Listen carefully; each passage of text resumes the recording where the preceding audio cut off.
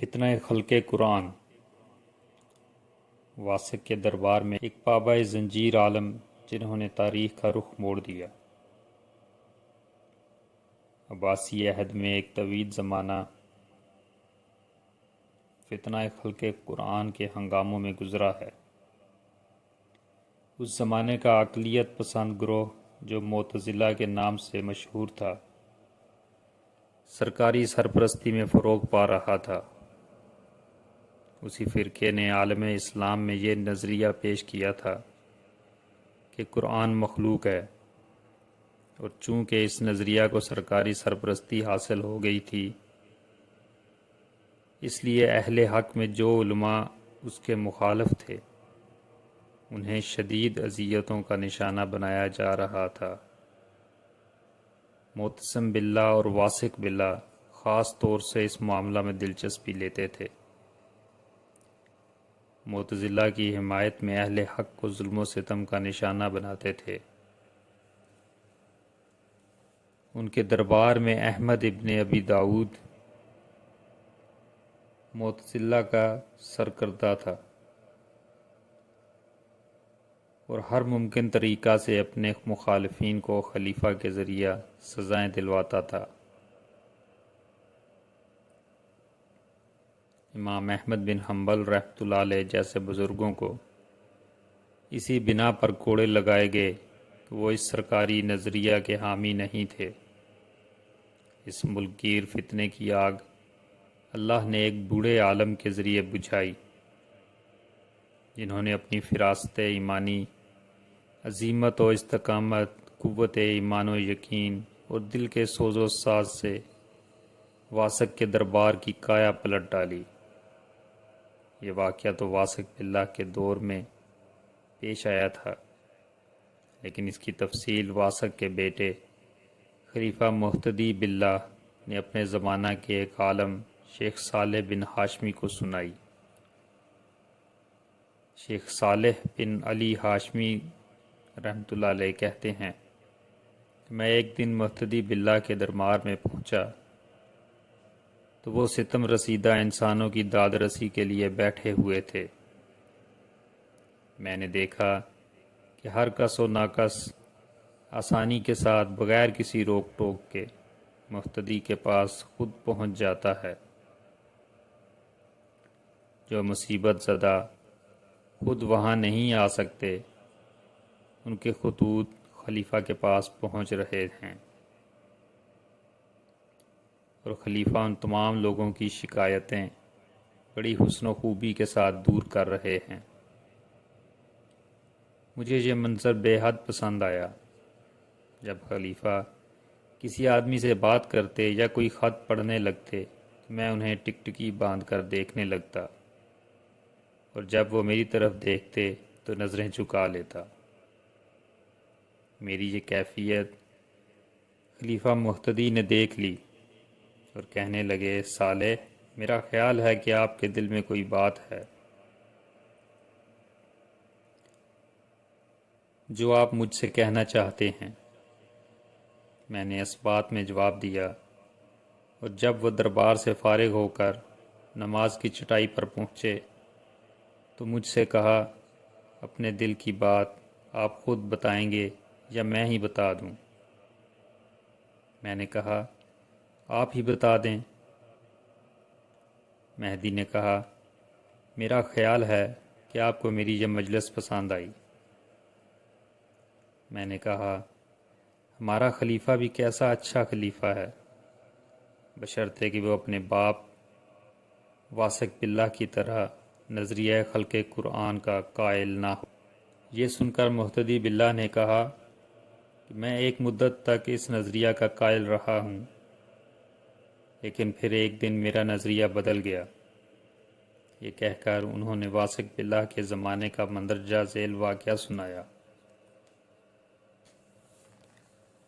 احمد ابن ابی داؤد معتزلہ کا بہت بڑا عالم تھا اور خلیفہ واثق کا منہ چڑھا۔ اس نے شامی سرحد کے قریب ایک شہر ازنا سے ایک اہل سنت بزرگ عالم کو اس جرم میں گرفتار کر لیا کہ کہ وہ نظریہ خلق قرآن کے قائل نہیں ہیں۔ یہ شامی بزرگ زنجیروں میں جکڑے ہوئے واسق کے دربار میں پہنچے۔ نکلتا ہوا قد، بال خوبصورت اور سفید، چہرے پر وقار و تمکنت اور روب و جلال۔ انہوں نے بے پرواہی کے ساتھ سلام کیا، کوئی مختصر سی دعا دی۔ میں نے دیکھا کہ واسق کی آنکھوں کی پتلیاں انہیں دیکھ کر شرم و حیا سے جھکی جا رہی ہیں۔ انہیں دیکھ کر شرم و حیا سے جھکی جا رہی ہیں۔ واسق نے کہا، شیخ ابو عبداللہ احمد بن ابن ابی داؤد کے سوالات کا جواب دو۔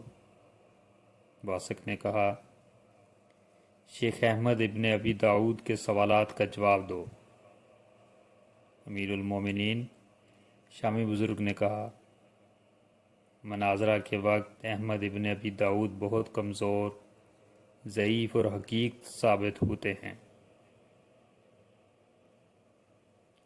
میں نے دیکھا کہ واسق کا چہرہ ایک دم غضبناک ہو گیا اور وہ بولا، کیا کہا؟ ابو عبداللہ تم سے مناظرہ کرتے وقت کمزور اور ضعیف اور حقیر ثابت ہوں گے؟ امیر المومنین شامی بزرگ بولے، ذرا ٹھنڈے دل سے کام لیجئے۔ اجازت ہو میں آپ کے سامنے احمد ابن ابی داؤد سے گفتگو کروں؟ میری طرف سے اجازت ہے، واسق نے کہا۔ احمد، یہ بتاؤ کہ تم لوگوں کو کس عقیدے کی طرف دعوت دیتے ہو؟ شیخ نے احمد کی طرف متوجہ ہو کر کہا، اس عقیدے کی طرف کہ قرآن مخلوق ہے۔ احمد نے کہا، کیا یہ عقیدہ دین کا ایسا جز ہے کہ اس کے بغیر دین مکمل نہیں ہوتا؟ شیخ نے پوچھا۔ ہاں، احمد نے جواب دیا۔ حضرت صلی اللہ علیہ وسلم نے اس عقیدے کی دعوت دی تھی یا نہیں؟ نہیں، احمد نے کہا۔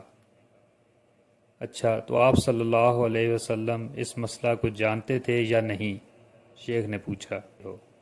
پھر تم آخر ایسے عقیدے کی دعوت کیوں دیتے ہو جو خود حضور صلی اللہ علیہ وسلم نے نہیں دی؟ شیخ نے کہا۔ یہ سن کر احمد لاجواب ہو گیا۔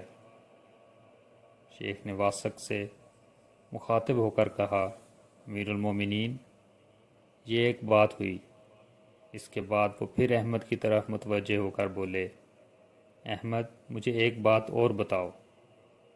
اللہ تعالیٰ نے قرآن مجید میں فرمایا ہے کہ الیوم اکملت لکم دینکم،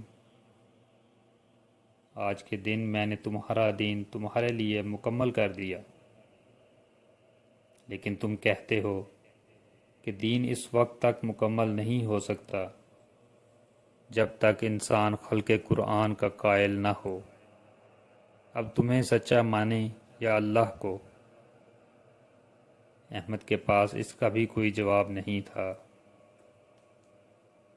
شیخ نے پھر واسق سے کہا، امیر المومنین، یہ دوسری بات ہے۔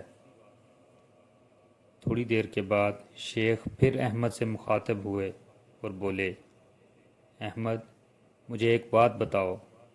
اللہ تعالیٰ نے فرمایا ہے، اے رسول صلی اللہ علیہ وسلم، جو احکام آپ کے پروردگار کی طرف سے آپ پر نازل کیے گئے ہیں ان کی تبلیغ کیجیے، اور اگر آپ نے ایسا نہ کیا تو اس کا مطلب یہ ہے کہ آپ نے اللہ کا پیغام نہیں پہنچایا۔ اب سوال یہ ہے کہ تمہارا یہ عقیدہ جس کی طرف تم لوگوں کو دعوت دے رہے ہو، حضرت صلی اللہ علیہ وسلم نے امت تک پہنچایا یا نہیں؟ احمد پھر لاجواب ہو گیا۔ شیخ پھر واسق کی طرف متوجہ ہو کر بولے، امیر المومنین، یہ تیسرا موقع ہے۔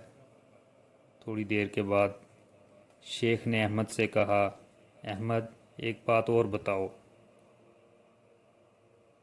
جب حضرت صلی اللہ علیہ وسلم کو قرآن کے مخلوق ہونے کا علم تھا، مگر آپ صلی اللہ علیہ وآلہ وسلم نے یہ بات لوگوں کو نہیں بتائی، تو کیا آپ کے لیے اس مسئلے کو نظر انداز کر دینا جائز تھا یا نہیں؟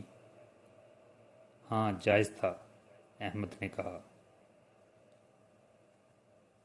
اسی طرح ابو بکر رضی اللہ تعالیٰ عنہ کے لیے بھی جائز تھا، اور حضرت عمر رضی اللہ تعالیٰ عنہ، حضرت عثمان رضی اللہ تعالیٰ عنہ اور حضرت علی رضی اللہ تعالیٰ عنہ کے لیے بھی۔ شیخ نے پوچھا۔ ہاں، احمد نے کہا۔ اب شیخ واسق کی طرف رخ کر کے بولے، امیر المومنین، جو وسعت حضرت صلی اللہ علیہ وسلم کو بھی حاصل تھی اور آپ کے صحابہ رضوان اللہ اجمعین کو بھی، اگر وہ ہم لوگوں کو حاصل نہ ہو تو اس کا مطلب یہ ہے کہ اللہ نے ہمیں کوئی وسعت عطا نہیں فرمائی۔ اس پر واسق نے کہا، واقعی ٹھیک کہتے ہو، اگر کوئی وسعت آپ صلی اللہ علیہ وآلہ وسلم اور آپ کے صحابہ رضوان اللہ اجمعین کو حاصل ہو اور ہمیں حاصل نہ ہو تو اللہ ہم پر کوئی وسعت نہ کرے۔ یہ کہہ کر واسق نے حکم دیا، ان کی زنجیریں کاٹ دو۔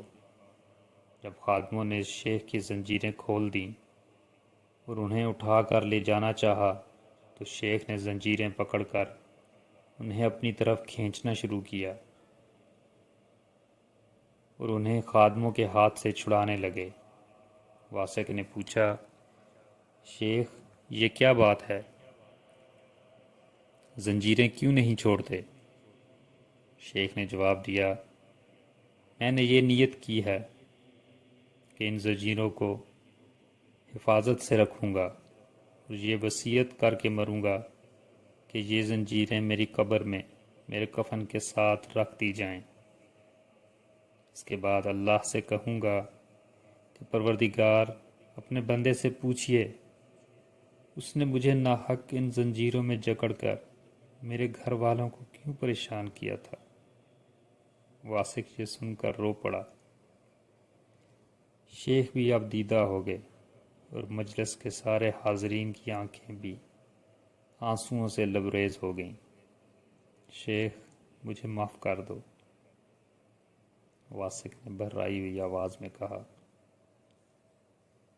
شیخ نے کہا، میں نے آپ کو اسی وقت معاف کر دیا تھا جب میں اپنے گھر سے نکلا تھا، اس لیے کہ میرے دل میں سرکار دو عالم صلی اللہ علیہ وآلہ وسلم کی عظمت ہے، اور آپ حضور صلی اللہ علیہ وسلم کے ساتھ قرابت کا رشتہ رکھتے ہیں۔